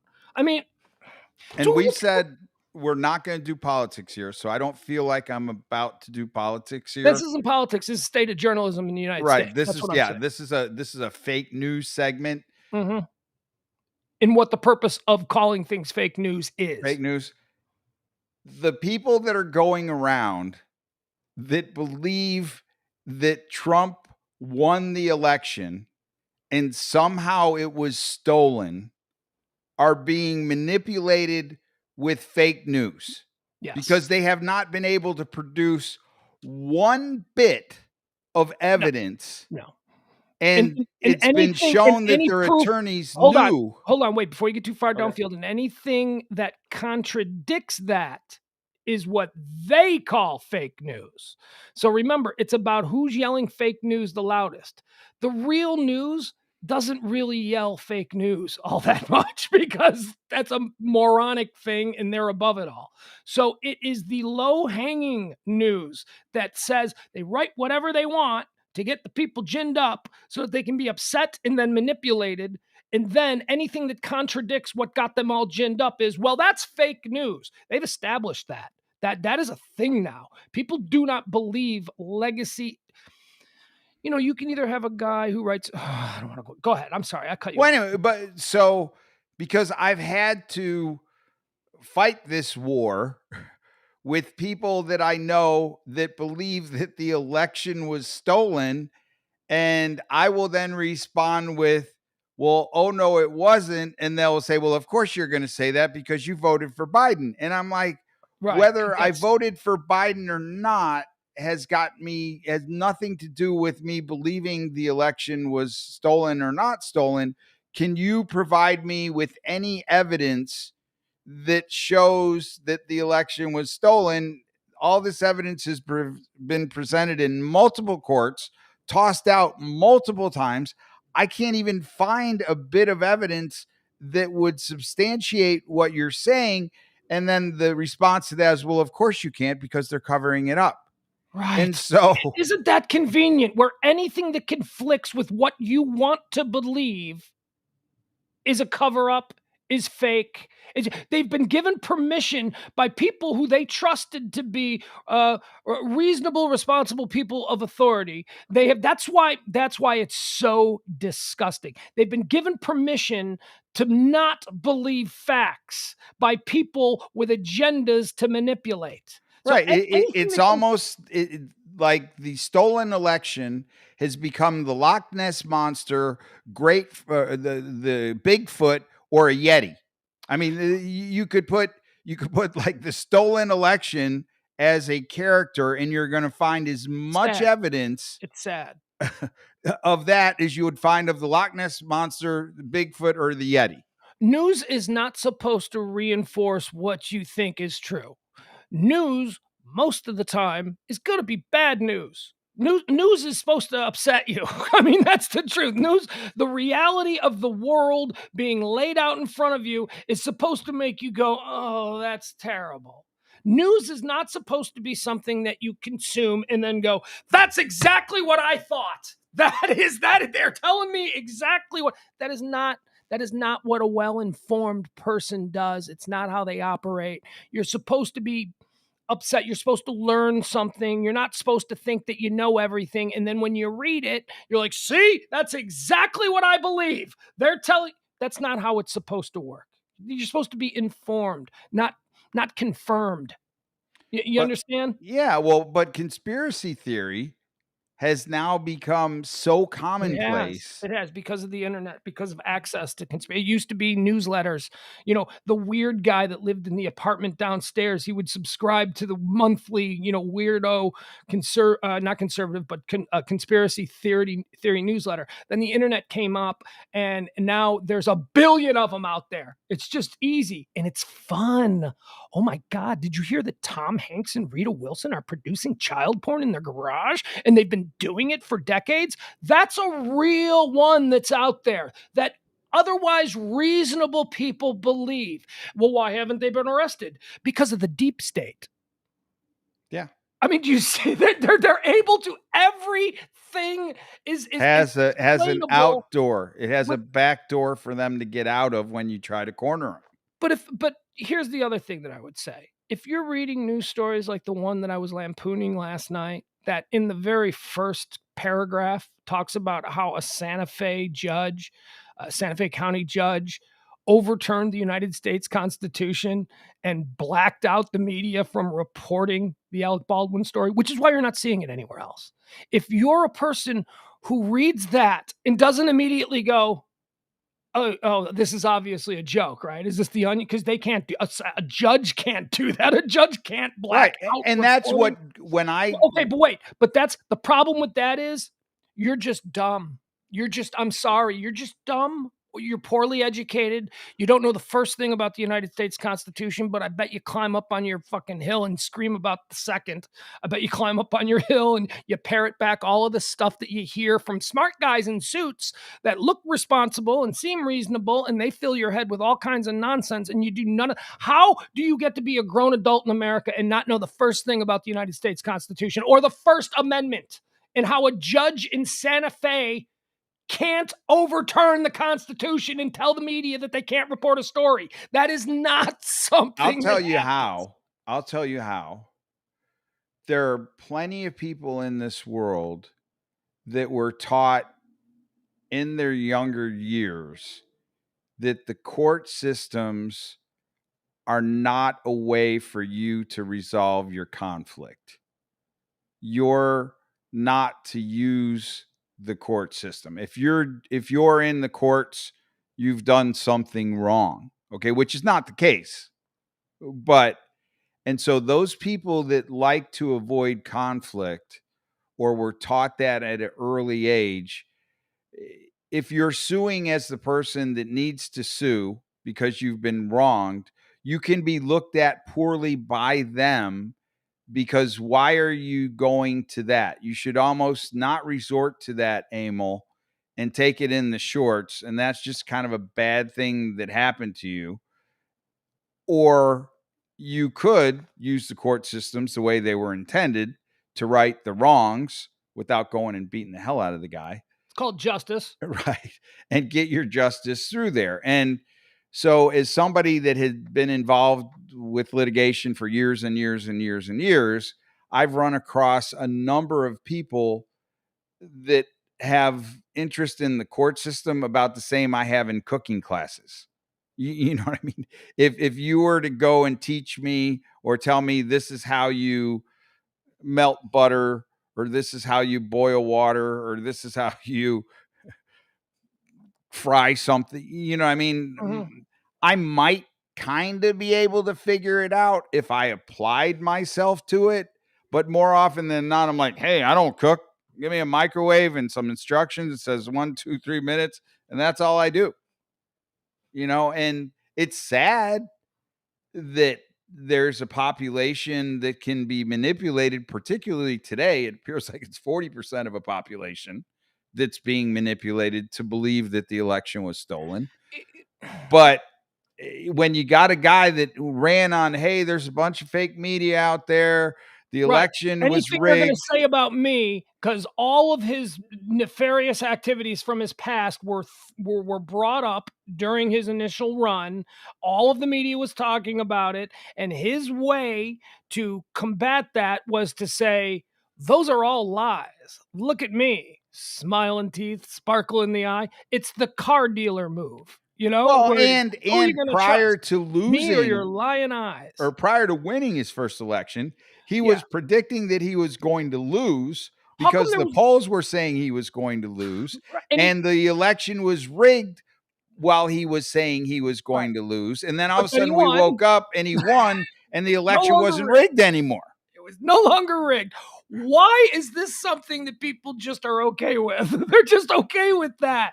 He lost the popular vote twice. It just so happens that in the second round for the re-election, he also lost the Electoral College because of Georgia, and then all of those states became, subject of recounts and recalls. And what happened with all of those?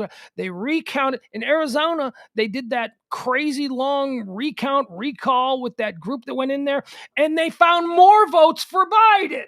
There were 300,000 more votes for Biden after that crazy. And how was that explained? Well, obviously the conspiracy runs far deeper than we had assumed. Right. Well, but you think about the people that he turned. He turned a guy like Rudy Giuliani, who after 9/11. Well, Rudy's cashing in. Rudy decided that he was getting older. He wanted to build up his wealth for his generations to come. And he decided, I'm just going to go fucking full on batshit. And I'm going to make all the money off these rubes who will subscribe to my shit. And that was well, and a general that got out of the army that wasn't making a whole ton of money while he was in the army, and Michael Flynn, who was a disgraced general, wanted to turn his. And so you think about the people that he turned, and those people carried cred, and then he just started throwing gas on any outlet that wasn't saying what he wanted it to say. And then he have people go dig dirt up. And of course, any organization is going to have dirt. Yeah. And the minute you find a little bit of dirt, you feel justified in believing what your guy's saying. It's just sad because I believe that, the craziest of MAGA people, you sit one next to me at a bar and we will find 100 million things to talk about and laugh about and get together about.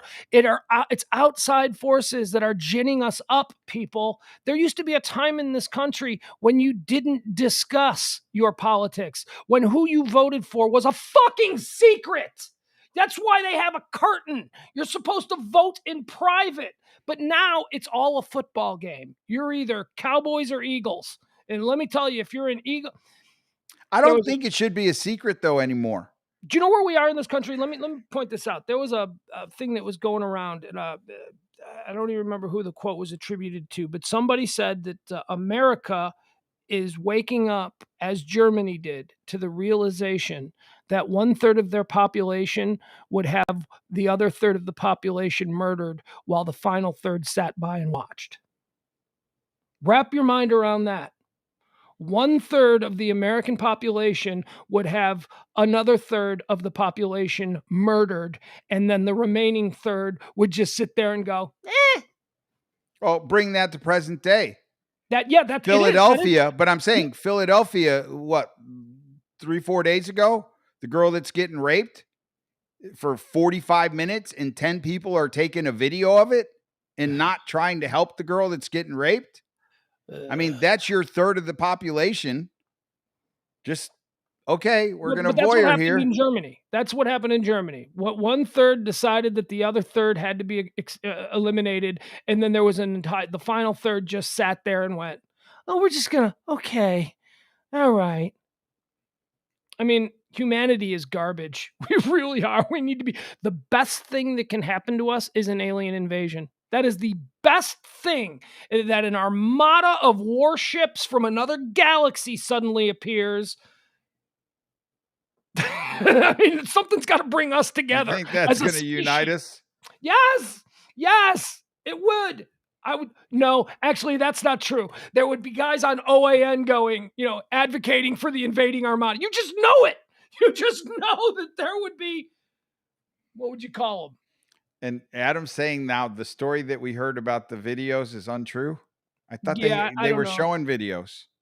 All right, let's get into something far less. I'm getting confused now. Yeah, I'm not even familiar with the story, so you're not. No. It was like on. Well, now since it's being debunked, I'm not going to waste my time with it. What was it on? Did somebody paste it to look? No, it was on. I saw it on Fox. I saw it on MSNBC. I saw it on. I'm not familiar with it. I'm not. CNN. I saw it on 3 different stories, or 3 different what I would call the majors. Do we want to talk about why Rolling Stone is trending today and been trending not the Rolling Stone, Rolling Stone magazine? Because the reason that Rolling Stone is trending is because January 6th protest organizers are now saying that they met with GOP representatives Paul Gosar, Madison Cawthorn, and Lorena Boebert ahead of the Capitol insurrection. So, there's no way of getting away from this. Okay, this says 4 days ago, no proof anyone callously took video of rape. All right, we're not going to go into that. I don't want to go into that. Hey, here's something that's fun. Let's try and see what all the money's going to be about in the future. If you play the stock market today, you may have noticed that Tesla is shooting up the boards, as is Hertz Rental Cars. Hertz Rental Cars, what's trending? Hertz Rental Car has put in an order of 100,000 Teslas. That's right. Hertz, who is in bankruptcy, and they are recreating their brand or whatever, trying to emerge from bankruptcy, they have purchased 100,000 electric cars from Tesla. And Hertz Rental Cars wants to be the largest fleet of electric vehicles on the planet. Shares of Tesla surged past the 1 trillion mark on Monday, making it the first automaker to surpass the stratospheric threshold. Wow. Think about that. My God. The most valuable automaker in the world is not Daimler Chrysler. It's not Ford. It's not General Motors. It's Tesla, surpassing the 1 trillion mark. That's why. Well, because Hertz just went, yeah, we're going to buy nothing but electric cars from now on, which is probably going to signal that that's really where we're going. Under the mega deal, the biggest ever rental car order for electric vehicles, the company said Hertz will shell out $4.2 billion for the 100,000 Model 3 S's. That works out to about 42 grand per car, which is close to the current list price and about 25% more than what Hertz has typically paid for other vehicles. The deal, which was described as an initial order, is slated to be fulfilled over the next 14 months, and Tesla is meanwhile free to cut similar deals with other car rental giants. So they didn't even get an exclusivity, which is why Tesla is going nuts. Hertz is just the first rental car company to come in and go, yeah. Okay, we're emerging from bankruptcy. We need to rebrand this company. We want to be the electric vehicle company. And then Tesla went, well, we can fulfill that order, but you ain't going to get exclusivity. And Hertz went, fine, we're bankrupt. We just need the good news cycle. We just need to be the first through the door and get that credit. I don't think you can give them exclusivity.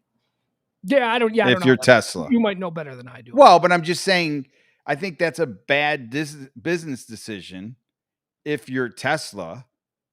I mean, you're bigger than Hertz. Tesla would never, unless Tesla was in so much trouble that they needed to fulfill a major order, and I don't think they are. Well, that's what I'm saying. You're bigger than Hertz. If they want to buy your product, great, but I'm not going to let you be the only person selling or renting my Teslas. I heard in a chat room that when you rent a car from Hertz, it comes with free child porn in the box, in the glove box. Oh, stop it. I heard it in a chat room. Jeff Glenn in the chat room just said that. Well, dude, we do need, not that because we're not prepared right now. I didn't know you hadn't read anything on it, but we do need to address this Philly train rape thing in the videos. All right, then we'll do it tonight. Because I mean, I'm just on Google right now, and the number of what I would call credible news sources that reported it. Yeah. And now, that's the other thing. Part of the reason that people are so willing to believe that all news is fake is because legacy media has made mistakes in reporting stories.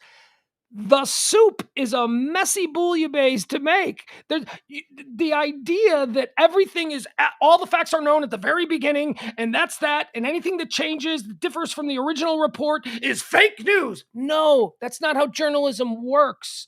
You learn more information as it goes by. Now, I am not defending the way... Look, news, if it bleeds, it leads. News has been complicit in all of this themselves. So there's a part of me that is happy to see them get their nose bloodied, but not to this extent. Not to the extent where everything they say is bullshit. That's not true. Right. Well, and another point that we always make here, it's like, once you lead with that and you make that mistake, the retraction is always buried on days later and found at the very back of the newspaper. Yeah. And prime example of the retraction not getting everybody. And I haven't read the stories, but I just found out from Adam that the thing that they told me 7 days ago about a girl getting raped on a train in Philly, and number of passerbyers videoing it but not stopping it, and went on for 30 to 40 minutes. And reported on 1, 2, 3 networks. And then now evidently somebody is saying that just simply is not true. All right, so didn't we'll hear look that. into this. We'll bring it back on tonight. But I'm unprepared. I'm shocked. for that. It's don't like know I want to leave the show and start reading now. All right. Also, Chomsky. Chomsky is trending today. Of course, Noam Chomsky. Who's that? What is he? Noam Chomsky is one of the great modern. He's got to be in his 90s. Honestly, if you had said is Chomsky alive or dead, He's a gnome? No, his name is Noam Chomsky.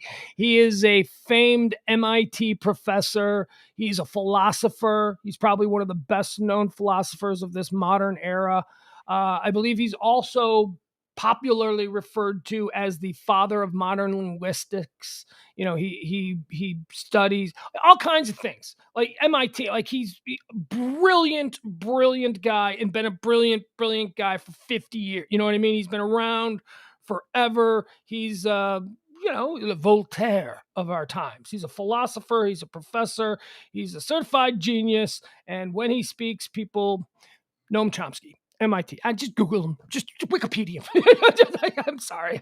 But that is who, for your edification, that's essentially who he is. Okay. So Chomsky is trending today, up or near the top of both Google and Twitter, because he had Chomsky dropping 92-year-old. So he's 92-year-old Chomsky dropping truth bombs. He says the unvaxxed are endangering others. Why? Liberty, of course. There's no liberty that allows you to drive through a red light because you feel like it. Ooh, Chomsky! That's, I don't know if that's necessarily great. I feel like I've heard that in a different variation from time to time. You know what I mean? That's why he's trending. The unvaxxed are endangering others. Why? Liberty, of course. There's no liberty that allows you to drive through a red light because you feel like it. You know what I mean? I mean, it's like it's selective liberty. The whole argument, what he's saying is that the whole argument, allow me to interpret Noam Chomsky. Noam. Basically, the same argument could be made for liability insurance. Well, but what he, right. Yes. We as American citizens, we experience forms of, violations against our liberty all the time. You have to wear seatbelts. We have red lights. You know, what if there were no red lights and just now they started to put red lights in? Don't you think people would be like, fuck that? I ain't stopping. This is America. There's a funny video trending of a woman who went to some country concert. And she's like walking, holding the camera, walking out of the concert. And she's like, I spent $150 on these tickets and I paid $500 for a suite. And then I get to the door and they tell me that I can't get in because I don't have a recent COVID test or been vaccinated. Well, this is America. I do not need. And then the person who made the video showed the actual ticket agreement where you buy, and you have to hit agree to this Red Cross note that appears before you can buy the tickets that say you will be vaccinated or at the very least have a test. And that's an example. Folks, any concert you go to that does this, shut your dumb pie hole about America. These things are private companies in this. Try walking into a McDonald's with no shirt and no shoes, huh? My liberty says that I don't want to wear a shirt. You never scream violations of your personal liberty with that shit. This is all so selective, right? It's all so. I need to pay attention to what the rules are because Stones are going to be here November the 2nd. I got tickets. I'm going. American Airlines Center, right? No, Cotton Bowl. I ain't think of any rules. There can be any rule. I'm telling you, man. There are rules at American Airlines Center. You gotta show your vaccination or because Cuban is a decent, conscientious, modern thinker. That is interesting. Yeah, the Cotton Bowl. You're gonna have to figure that out. Well, because if you're the band, you can kind of set the rules. It's not only the venue. All right, Liberty University is also trending today. Liberty University, of course, the pretend college created by Jerry Falwell. They're always in trouble for something.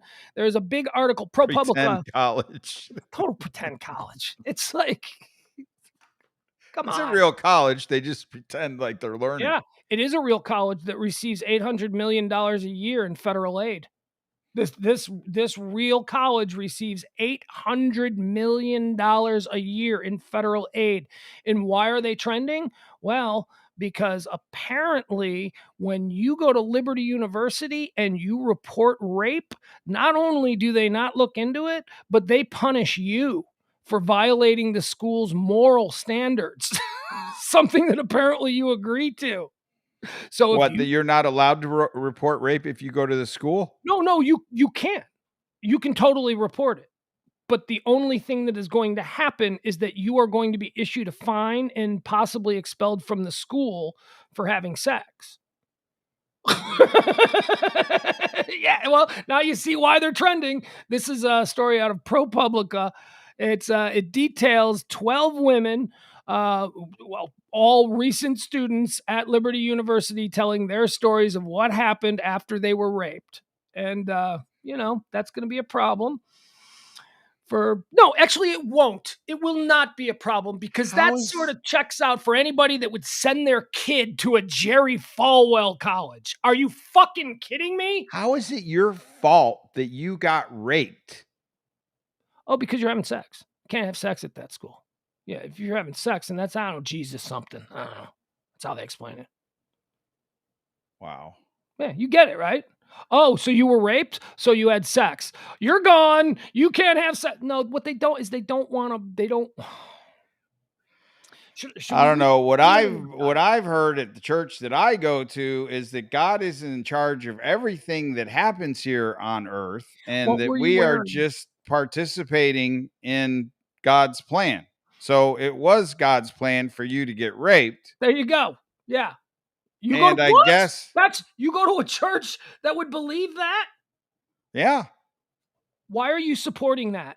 Why are you giving Well, your I money mean, to because that? God knows everything that's going to happen, and God puts people through trials and tribulations, Dude, just didn't like you go to like people are Potter's house? gay. Well, people are gay, and those people are, being tested by God to not be gay. This is what the church you go to preaches.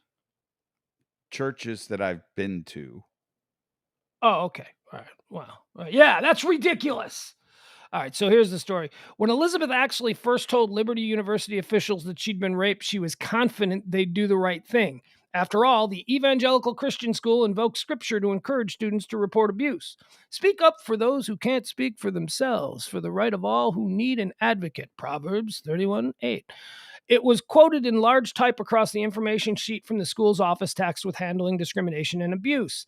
Actually was a first-year student, and then it just goes into her details about how she was raped, and they checked all the boxes, and she went through the all the months long of all of this. They did an investigation that took months. Never contacted the person. She named her assailant. He was never contacted. Nobody ever went after him. And at the end of all of this months, she received a letter saying that she was going to be fined for. They didn't really do anything. They didn't find any information. Again, never even talked to the person that she said raped her. They ended the investigation. Nothing to see here. And then she received a fine from the university for violating their moral code of having sex. Sounds You just fishy. wrap your mind around that. It sounds fishy. Who reported this?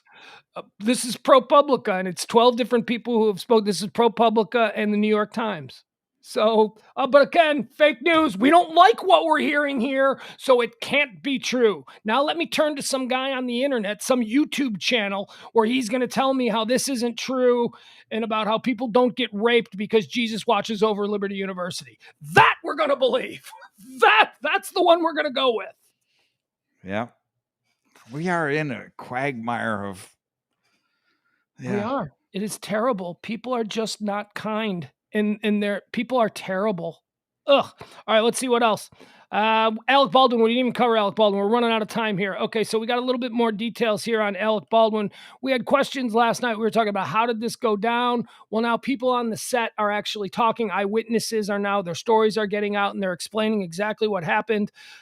You saw a story this morning that said that when he fired and killed don't mean to laugh again. This is the madness.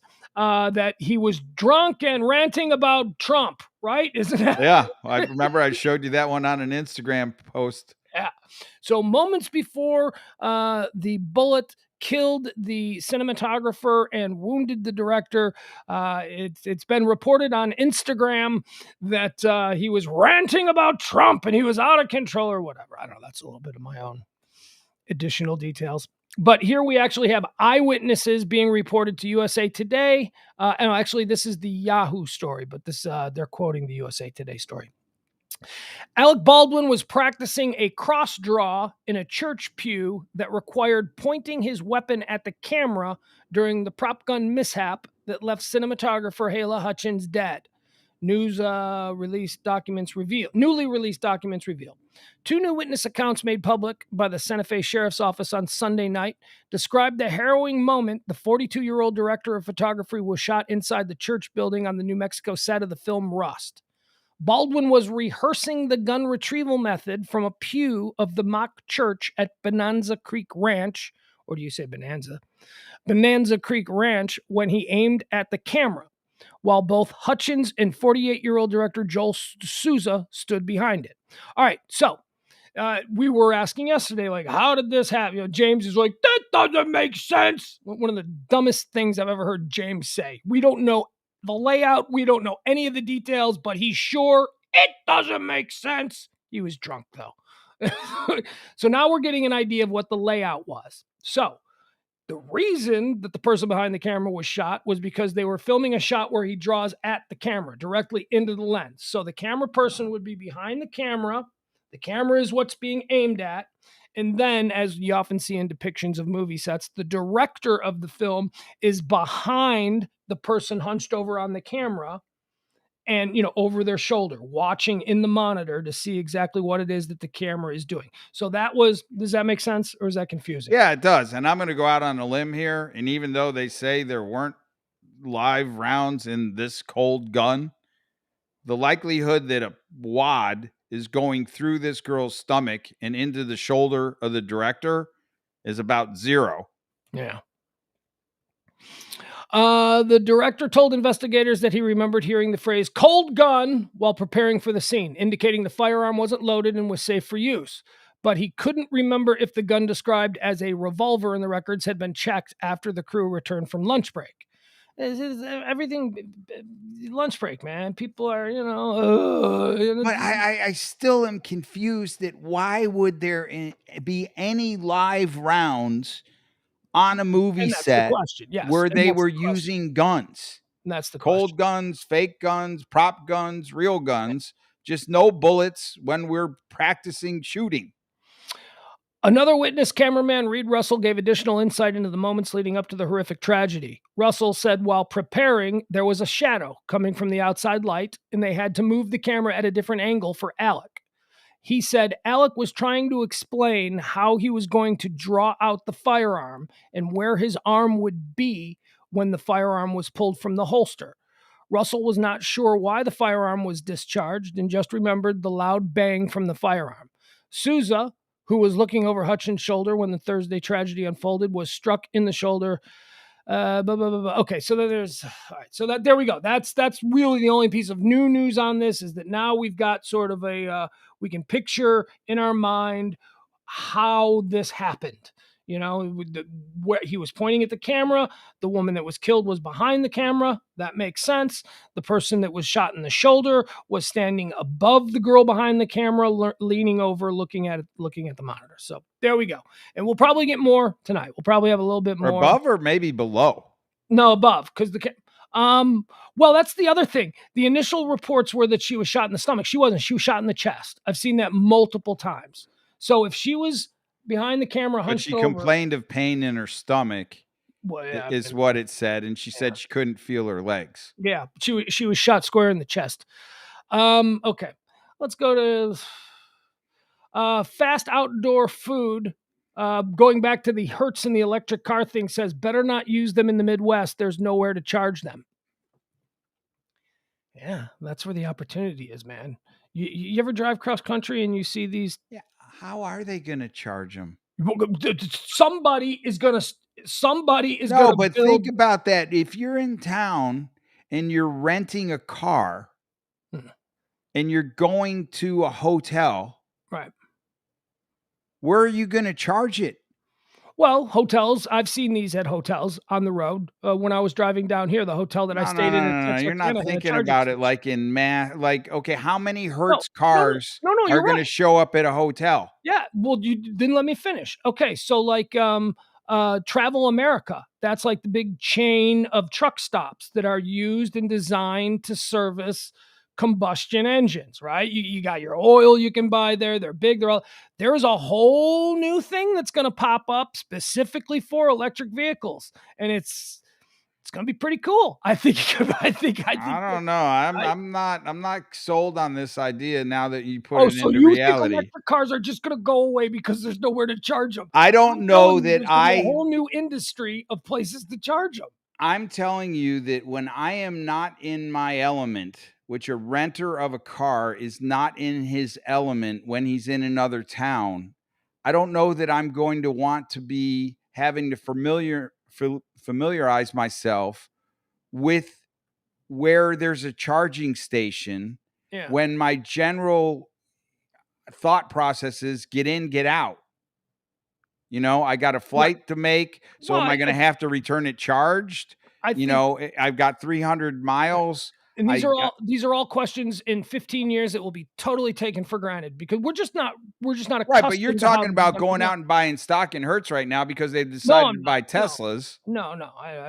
Oh, if I had money, I might. Well, Maybe but that's not what Hertz, you maybe said. But I don't Avis. know that this is a solution for today. It may be a solution 15 years from now. No, man, the solution for today is to figure out how these cars are going to charge themselves. That's where the money is. Shell, Mobil, all of these things. There's going to be a new company that is Well, going they to need be better the batteries. charging. Shouldn't take an hour. And they will. And they absolutely will. If you remember how bad cell phone batteries were in 1999, you'll know that they will absolutely come up with something better. We are in the infancy here. This is where people become billionaires, in the infancy of this newly emerging industry. And I'm telling you, that's the way to. Oh, well, it must be the end. Parking lots are going to look like the old drive-ins. They're going to look different. Everything looks different in 2021 than it looked in 1991. The world changes.